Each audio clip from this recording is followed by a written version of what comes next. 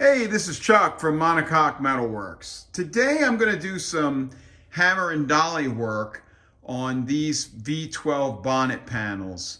And actually, you can hear my voice echoing off them. We'll start out with the center section here. These are pieces from a body shell that was completely restored and painted by someone else at some point. And it was damaged in transport in the trailer. It wasn't properly strapped down. The car rolled forward and smashed into either the front of the trailer or something else. I saw a post about this on Facebook and I opened my big mouth and said, don't replace that.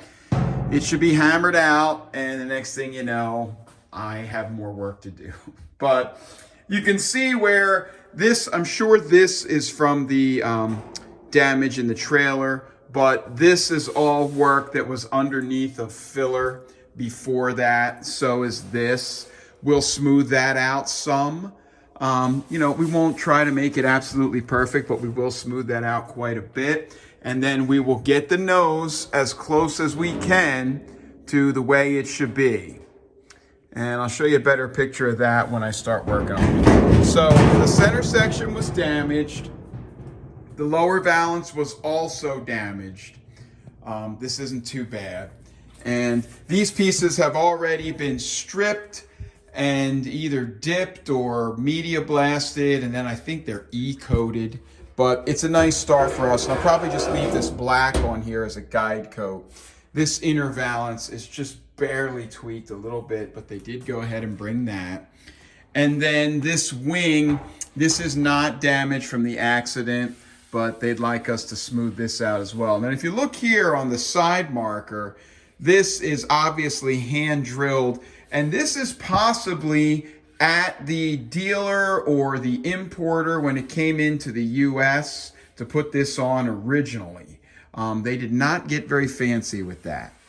So we'll probably start on the wing just to give ourselves a slow start and feel good about it. Oh, I did want to show you, if you look right, yeah, see right here, there are some little dents coming out, and that is damage from improper removal of those inner flanges. You can see where it's been glued down and somebody's tried to pry it out. So you want to really guard against that. So we'll go ahead and get started here. I'll take some videos as we go and you can just see the process. And hopefully this will get back into shape without having to replace the bonnet, because nothing's better than original and nothing's better than your original bonnet. All right, here's the tools we're going to use to start out. We've got what I call the comma dolly here. And then I've got my favorite slapper, a couple basic dollies, and then this is my favorite hammer. Also going to use just a very basic rubber sanding block with some rough 60 grit to just scuff this down and kind of give us a guide of what we've got to do. And there's another, there's another look at those little bumps that are coming out, again, from mishandling of a screwdriver when you're pulling off that flange. So don't do that. Okay, I've done some hammer and dolly work here after scuffing it down with the block. This is some kind of epoxy primer, so that's making this a little more difficult. But we've run into a bigger problem here, and that is that somebody has poorly hammered it out in the past and then hit it with a grinder. And that is the kiss of death for the next guy. Because, as you'll see under here, I'll try to get this in just the right light. You can see that spot right there? See this here? That was a wrinkle that stood up at one point, but has been ground down. So now the metal is very thin right there. See, this is all wrinkly and bumpy here, but it's flat out here on this side. I'm sorry, I'm here by myself today. So this is flat and smooth, kind of. But we can't get any effect from the shrinking disc, really, because The idea of the shrinking disc is that it comes along and hits the high spots, heats them up, and shrinks them down. But with the metal ground like that, you are going to first heat up the thin spots instead, and that's not what we want. So we really can't get the shrinking disc action on this, and so all we can really do is what we've already done, smooth this out with a dolly and a slapper, and then I am just going to kiss this with a very fine piece of sandpaper on a sanding disc, just to kind of make sure that I've got all the deep spots. And then that's it. That's all we can do with this. But it's not bad enough that it would need to be replaced or anything like that. This is fine. We're just trying to smooth it out, put in a little less filler than the last guy. All right, and there it is, scuffed down a little bit, and that's the best we can do with this, but only because someone has been in there before us and thinned it out like that. So we smoothed it out a little, we've improved the shape a little, and the next person who does the finish work will be able to put in less filler.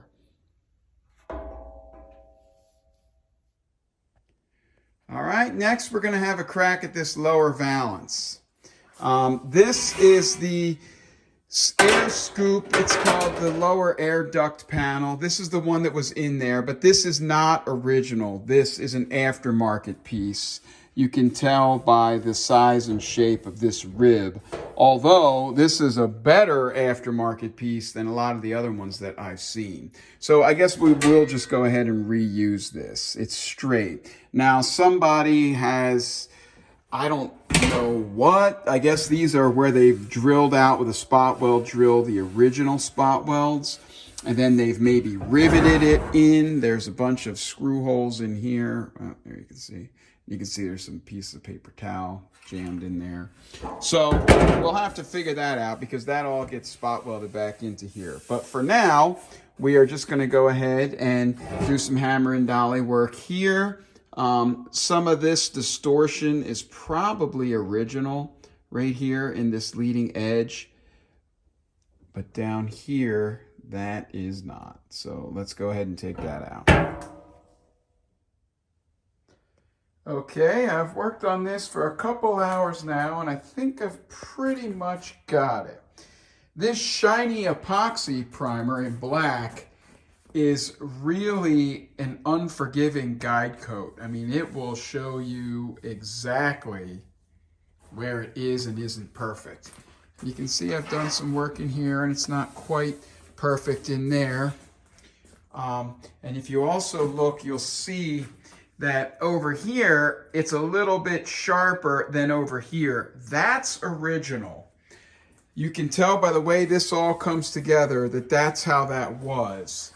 And if you try to take that out, you're going to be in big, big trouble. So knowing that they're a little bit different from side to side like that is helpful here, because if you try to straighten it out, you're trying to force the metal to go somewhere it doesn't want to go.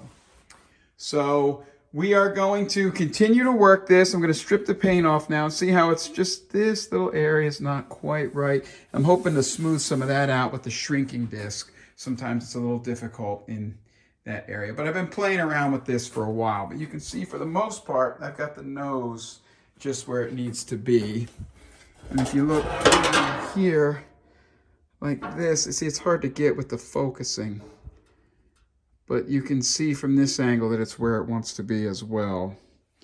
So let's see what we can do with the shrinking disc and smoothing things out a little bit after we get this paint stripped off.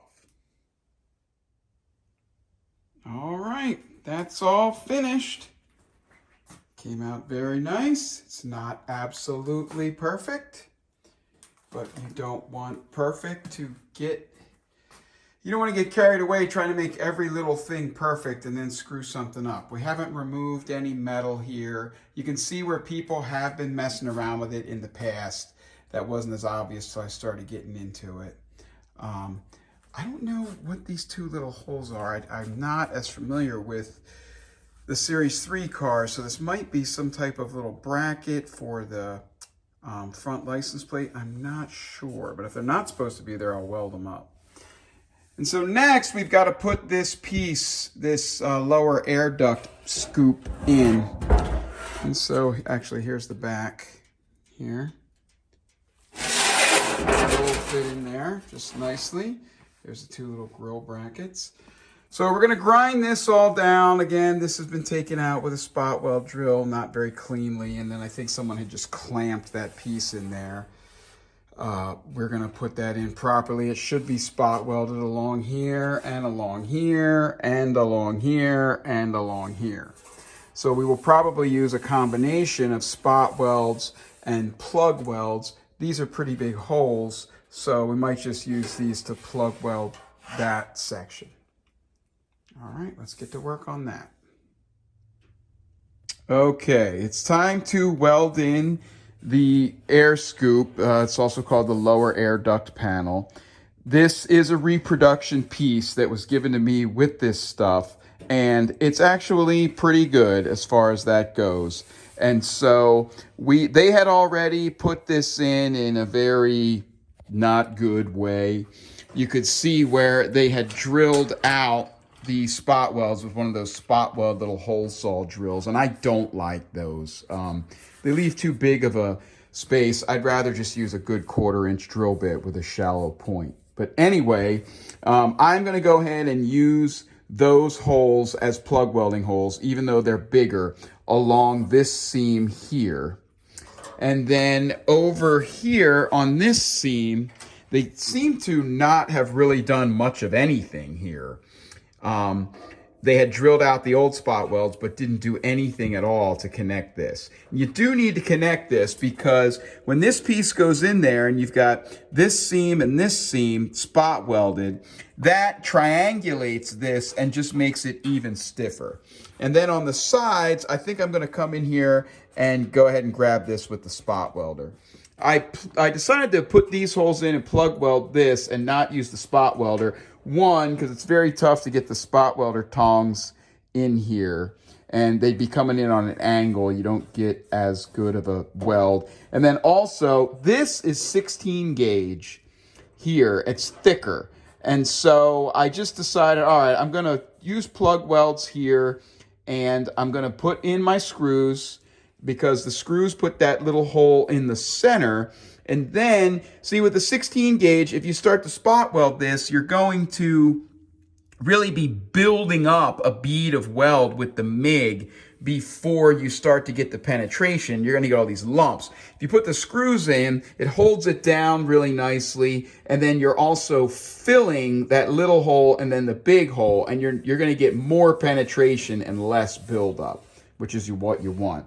Over here, I've put in some screws. There's holes that go here for a bracket that comes up to hold the inner valance.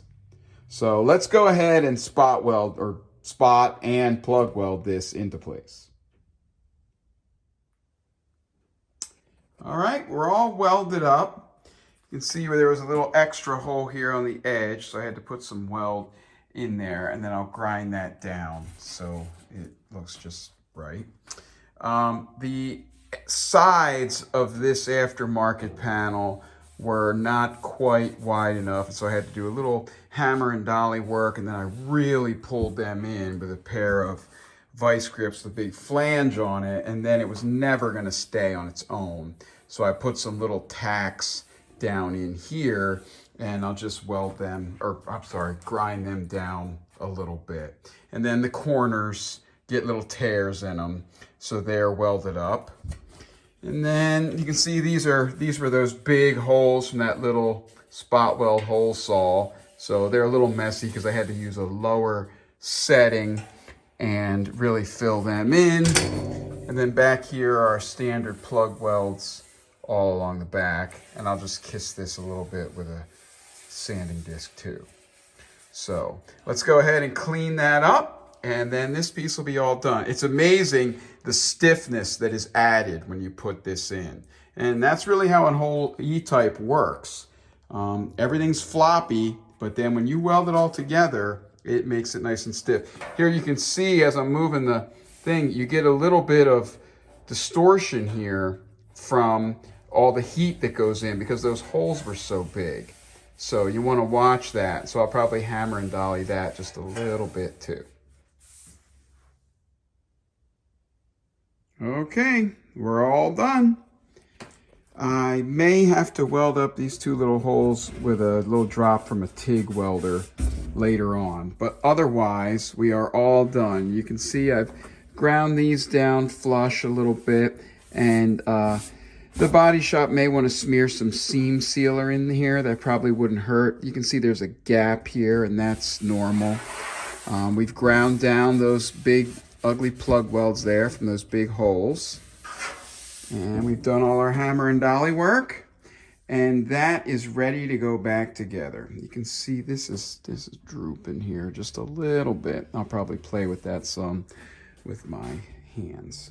But otherwise, she is good to go. Very pleased with how this turned out.